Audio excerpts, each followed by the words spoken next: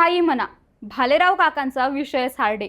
घरच्यांपासून बँकॉकला केलेल्या 4 वाऱ्या लपवण्यासाठी भालेराव काकांनी पासपोर्ट मधली 4 पानं थेट फाडून टाकली. पण यामुळे त्यांनी केलेल्या बँकॉक वारीची माहिती त्यांच्या कुटुंबियांसोबत अख्ख्या जगाला कळली आहे. तसं झालं असं की आपलं इंडोनेशियामधील परदेश गमन आटपून भालेराव काका मुंबई विमानतळावर दाखल झाले.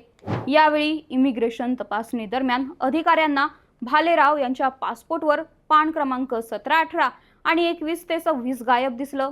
त्यामुळे सहाय्यक इमिग्रेशन अधिकारी राजीव कुमार यांनी सहार पोलीस ठाण्यात याबाबत तक्रार दाखल केली. पानं का फाडली म्हणून पोलिसांनी भालेराव काकांची चौकशी करायला सुरुवात केली. पहिलं तर काकांनी कारण सांगायला काचकूच केली. मग पोलिसांनी जरा काय पोलिसी खाक्या दाखवून चौकशी केली. भालेराव काकांनी नाही नाही म्हणता सगळंच सांगून टाकलं. काकांनी वर्षभरात 4 वेळा बँकॉक वारी केली होती.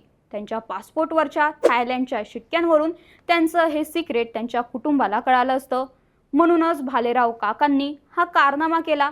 पण पासपोर्ट सारख्या महत्त्वाच्या कागदपत्रांची फाडतोड करणं हा गंभीर गुन्हा मानला जातो. त्यामुळे भालेराव काकांवर पासपोर्ट ॲक्ट 1967 आणि भारतीय न्याय संहिता अर्थात BNSच्या कलम 318(4) अंतर्गत गुन्हा दाखल करण्यात आलाय.